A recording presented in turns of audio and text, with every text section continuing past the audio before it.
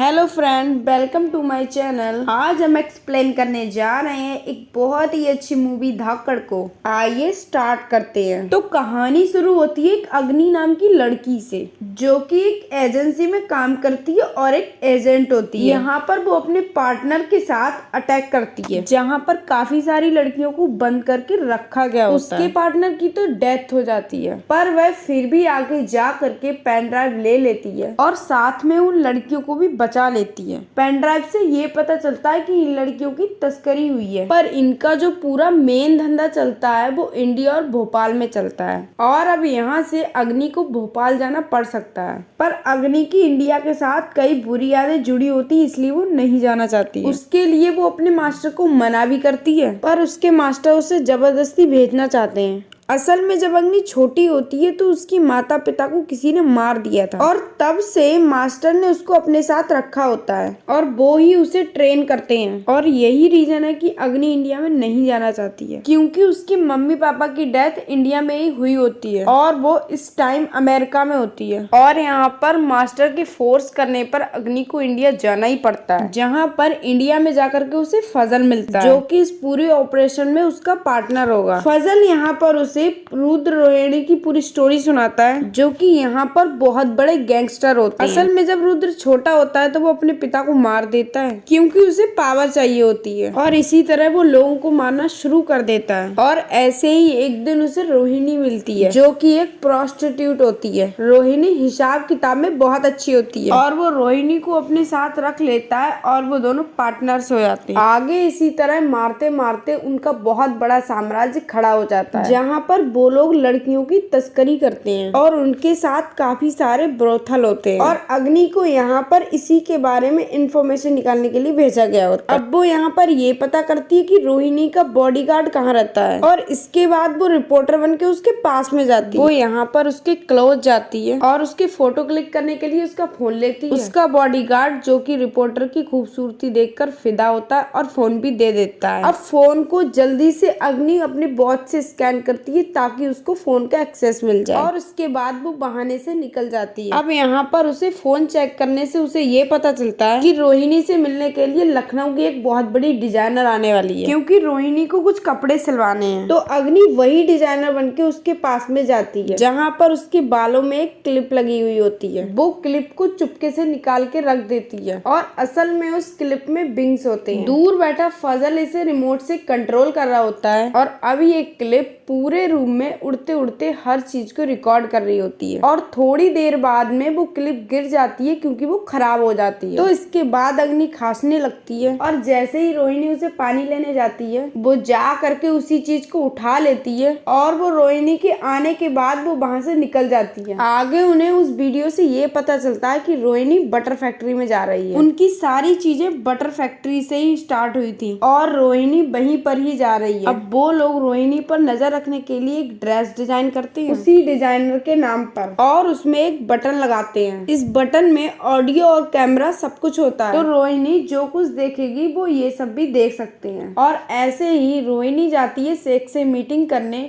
और ये अग्नि भी देख रही होती है। यहाँ पर शेख ये बोलता है कि रुद्र तो बिल में छुपा हुआ है, इसलिए वो डील नहीं करना चाहता है। पर फिर भी यहाँ रोहिणी उसे मना लेती है और उससे औरतों का कंसाइनमेंट भी ले लेती है। मतलब वो उससे ह्यूमन ट्रैफिकिंग का एक डील करती है। ये सब देख करके अग्नि को ऐसा लगता है कि रुद्र उसी फैक्ट्री में है, और ये बात जब वो अपने मास्टर को बताती है तो वे कहते हैं कि वो सिर्फ केवल उनकी कट फीलिंग पर अटैक नहीं कर सकते, क्योंकि अगर वहाँ पर रुद्र नहीं मिला तो मिशन फेल हो जाएगा। तो अग्नि इसे कंफर्म करने के लिए जाती है, और वो इसके लिए एक प्रोस्टिट्यूट बन जाती है और वो ब्रोथर में चली जाती है। यहाँ पर जब रोहिणी कुछ लड़कियों को सेलेक्ट करने के लिए आती है, तब वो अग्नि को देखती है। उसे अग्नि पसंद आती है और वो उसे उस फैक्ट्री में भेज देती है प्रोस्टिट्यूशन के लिए। यहाँ पर अग्नि रात में निकल करके इन्वेस्टिगेशन करती है, जहाँ पर वो पीटते पीटते उस टनल तक पहुंच जाती है, जिसकी दूसरी तरफ पे रुद्र होता है। वो रुद्र का चेहरा नहीं देख पाती है, पर उसे पता चल जाता है कि रुद्र यहीं पर है, और इसके बाद वो वहाँ से निकल आती है। रोहिणी और सबको पता चल जाता है कि एक प्रोस्टिट्यूट गायब है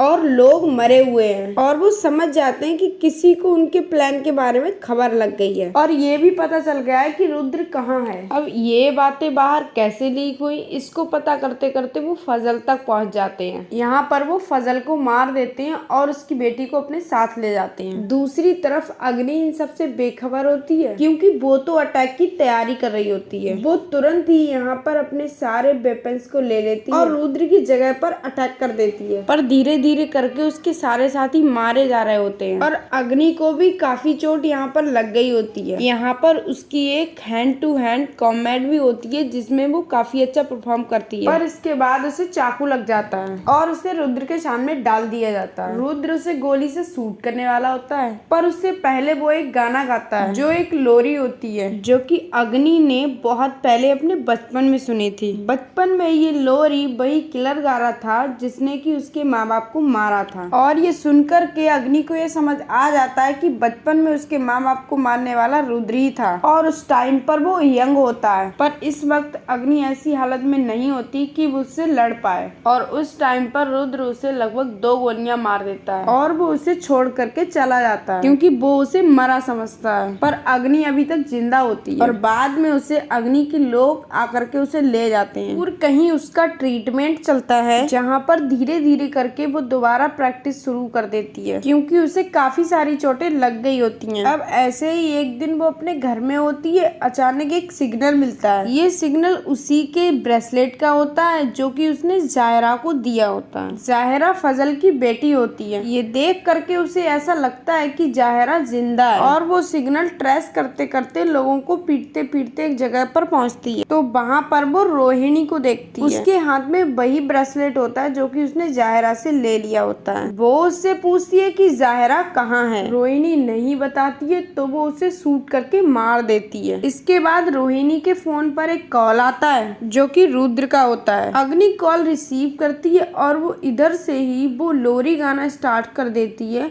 जो उसने बचपन में सुनी होती है। लोरी सुन के वह समझ जाता है कि वह जिंदा है और उसने रोहिणी को मार दिया है। इसके बाद वो उसकी जाहिरा से बात करवाता है क्योंकि थोड़ी देर पहले उसने जाहिरा को सेम लोरी गाते हुए सुना था जो कि उसको अग्नि ने ही सुनाई थी एक दिन। और यहाँ पर वो समझ जाता है कि अग्नि को जाहिरा चाहिए। रुद्र इस टाइम अमेरिका में होता है क्योंकि वो इंडिया छोड़कर भाग गया होता है। तो अब यहाँ पर अग्नि रुद्र का पीछा करते करते अमेरिका पहुँचती है जहाँ पर वो शेख से मिलती है और उसे बहुत मारती है। वहाँ पर उसे शेख बोलता है कि रुद्र को ढूंढना होगा और वो ढूंढ लेगा। इसके बाद वो शेख को शूट कर देती है और ऐसे ही उसको एक दिन वहाँ पर जाहिरा दिखती है जिसके कानों में पॉर्स लगे होते हैं और वो भाग रही होती है क्योंकि ऐसा करने के लिए उसे रुद्र ने बोला होता है। अग्नि यहाँ पर भी उसका हर जगह पीछा करती है और ऐसे ही पीछा करते करते वो एक बिल्डिंग में पहुंच जाती है और उस बिल्डिंग में रुद्र बैठा होता है और उसका वेट कर रहा होता है और यहाँ पर इनके बीच में फाइट स्टार्ट होती है। फाइट के बीच बार बार रुद्र ये बोल रहा होता है कि ये सभी कठपुतली है और उन्हें चलाने वाला कोई और है। अग्नि उसकी बातों पर ध्यान नहीं देती और उसकी पिटाई करने पर लगी होती है और ऐसे ही करते करते जब वो ये पूछती है कि उसने उसके माँ बाप को क्यों मारा तब रुद्र उसे कुछ भी नहीं बताता है क्योंकि अब उसके मरने का वक्त हो गया था और मरते मरते वो ये चाहता था कि अग्नि के मन में ये बात रह जाए और उसे कब भी पता ना चले। और इसी तरह अग्नि रुद्र को भी मार देती है और अभी तक उसको ये पता नहीं होता है कि उसके माँ बाप को क्यों मारा। अब सीन शिफ्ट होता है बेड पर जहाँ पर अग्नि को काफी सारी चोटें लगी हुई होती और उससे मिलने के लिए मास्टर आते हैं और वो उससे ये बोलते हैं कि जाहिरा को लेके वो इंडिया जा रहा है और इंडिया में ही वो उससे मिलेंगे